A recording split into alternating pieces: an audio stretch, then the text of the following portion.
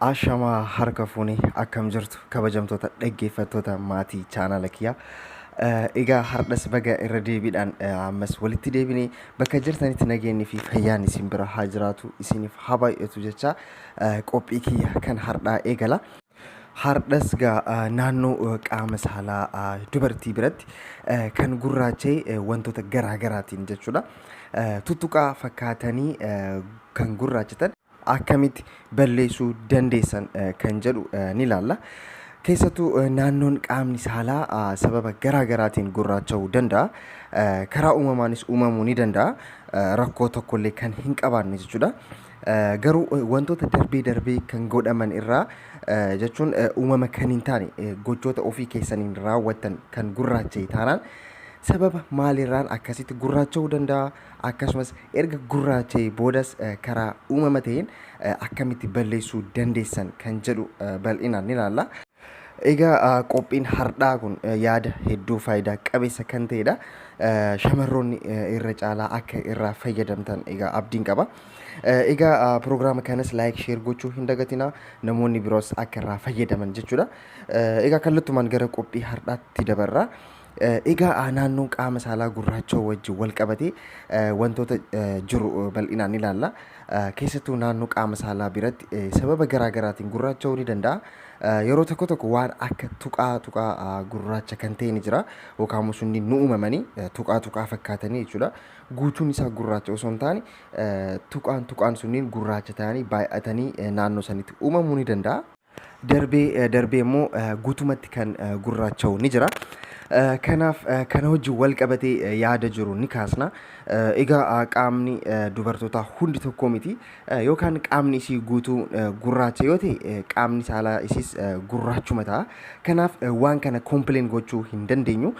Garuu qaamni keessan gara diimaa ta'ee qaamni saalaa gurraacha'e kun wantoota garaa garaatiin uumame waan ta'eef kun hedduu yaaddachiisaa ta'a jechuudha. Garuu asirratti kan yaadamuu qabu maali?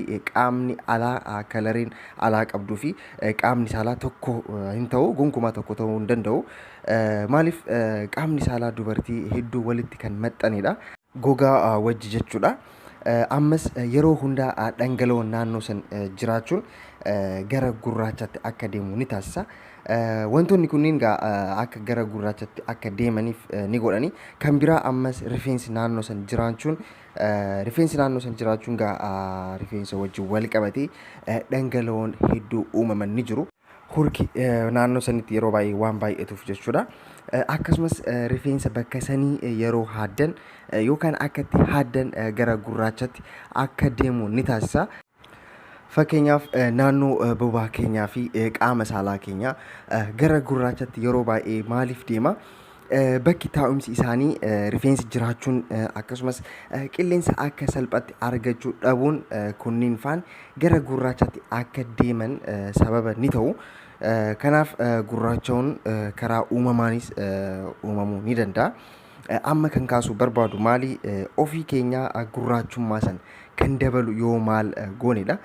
Fakkeenyaaf gara shamarranii yoo ilaalle huccuu keessaa hedduu isii qabuu danda'u yeroo baay'ee kan fayyadamtu taate gurraachummaa san ni dabala. Maaliif naannoon sun huccuudhaan hedduu qabamnaan hurki ni uumama. Hurga wajjin wal qabatee immoo gara gurraachatti ni deema jechuudha naannoon sun. Kanaaf huccuu keessaa isiin qabuu danda'u osoo yeroo baay'ee sirriitti uffatamuu baate bareedaadha. Gara gurraachummaa qofaa miti naannoo sanitti baakteeriyaawwan garaagaraa uumamuu ni danda'u.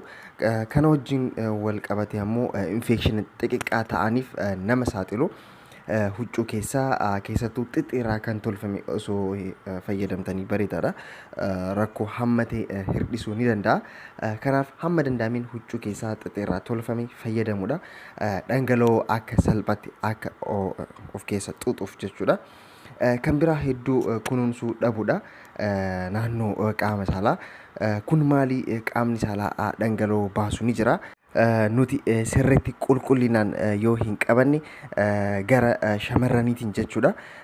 Of eeggannoo naannoo saniitiif yoo hin kennine naannoo san gurraachessuu ni danda'a. Gurraacha'uu qofaa miti foolii hin barbaachisne uumuu ni danda'a. Kanaaf sirriitti fayyummaa qaama saalaa eeguun wantoota garaatiif akka hin saaxilamneef nama gargaara. Kana jechuun kiyya waan biraa miti yookaan waan biraa fayyadamuu miti. Bishaan oowwaa ta'een saamunaadhaan sirriitti yeroo hundaa bishaan sirriitti oowwaa osoo hin taane kan xiqqoo oowween fayyadamuudha. San booda yeroo san sirriitti gogsuunis barbaachisaadha. Fooxaa haarawaa ta'een. Kan biraa karaalee rifeensa naannoo sanii itti kaasnudha. Keessattuu meeshaa rifeensa naannoo sanii kaasuuf itti fayyadamtanidha. Kun miidhaa mataa isaanii qabu. Egaa hadiinsi naannoo sanii yoo sirrii hin taane waan akka hoosisu akka tuttuqaalee gurraacha ta'an akka uumaman ni godha. Kanaaf hadiinsi naannoo sanii of eeggannoodhaan ta'uu qaba. Kan biraa erga mana fincaanii fayyadamtanii booda bishaan ofirra hafe san sirriitti gogsuun dirqama ta'uu qaba. Keessattuu erga mana fincaanii fayyadamtanii erga qaama saalaa keessan qulqulleessitanii booda fooxaadhaan sirriitti gogsitaniidha kan huccuu uffachuu qabdanii.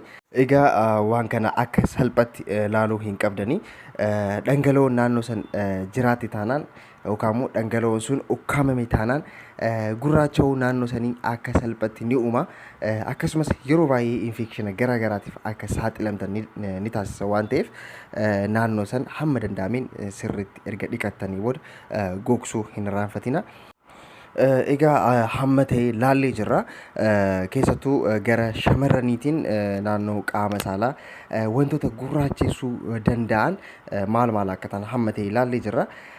Garuu dhukkubbii yookaan miidhaa tokkollee hin qabu gurraacha'uun naannoo qaama saalaa. Maybe yoo laallamuuf yookaan immoo yoo ijaan laallamu saniif malee wanta biraa wanta tokko rakkoo tokkollee hin qabu. Kanaaf naannoo qaama saalaa gurraacha'e akkamitti hamma ta'e hir'isuu dandeenya. Kana bal'inaan ni ilaalla. Wantoota gurraachisuu danda'an laallee jirra. Amma immoo erga gurraacha'e booda maal gochuudhaan hir'isuu dandeenya kan jedhu ni ilaalla. Tokkoffaa egaa paappaayyeedha. Paappaayeen of keessaa viitaamin A fi C of keessaa qaba. Akkasumas asiidimaa tokkollee of keessaa hin qabu paappaayeen. Kanaaf naannoo sanitti osoo fayyadamtanii rakkoo yookaan saayid effektii tokkollee hin qabu. Garuu loomii osoo ta'ee fakkeenyaaf asiidii waan of keessaa qabuuf miidhuu ni danda'a yookaan immoo peeji iskeeliirraa rakkoo fiduu ni danda'a. Peeji iskeeliirra rakkoon uumame taanaan immoo dhibeelee garaagaraatiif nama saaxila yookaan immoo namatti fida. Kanaaf gonkumaa loomii gara naannoo qaama saalaatti dhiyeessuun hin barbaachisu. Garuu paappaayeen hedduu bareedaadha. Akkaataa itti fayyadamsi isaa jalqaba bishaan oowwaan bishaan xiqqoo oowwaa ta'een naannoo qaama saalaa sirriitti qulqulleessuun barbaachisaadha. San booda gogsuun paappaayee xixiqqaa gootanii mummuruudhaan kan firii irraa hin qabne qaama saalaa keessa akka hin galle eegaa gogaa irratti ni sukkumtanii bakka gurraachatetti jechuudha. Gonkumaa gara keessaa seenuu hin qabu. Naannoo sanitti fayyadamnaan yookaan immoo naannoo gurraacheetti paappaayee fayyadamnaan miidhaa tokkollee hin fidu. Egaa erga sukkumtanii booda daqiiqaa 15 hanga 20tti xiqqoo ni dhiistu. San booda bishaan qabbanaawaa ta'een ni dhiqattu. Faayidaan isaa egaa naannoo sana akka hedduu laafaa ta'uuf akkasumas wantoota gurraachatanis akka hamma ta'e hir'atanitti hedduu takka ni gargaara paappaayeen. Ammas kan sirriitti isin yaadachiisu keessa akka hin gallee fi sirriitti eeguun barbaachisaadha. Naannoo gurraachatanitti qofa irratti dibuudhaan sukkumuun daqiiqaa 20 fi hanga 25 caalaa eeguunis hin barbaachisu. Hanga daqiiqaa 25 eeguudhaan dhiqachuudha. Asirratti yeroo dibattan qofadha bishaan qorraadhaan kan dhiqatanii. Yeroo normaala ta'een yookaan yeroo biraas hedduu bishaan qorraa osoo fayyadamuu baattanii bareedaadha. Bishaan xiqqoo oowwaa ta'een naannoo qaama saalaa keessan sirriitti dhiqachuudha. Egaa pirogiraamni kiyya kan har'aa egaa kana fakkaata. Waa'ee qaama saalaa dubartii gurraacheef furmaata akka irraa argattan yookaan immoo akka irraa barattan abdiin qaba.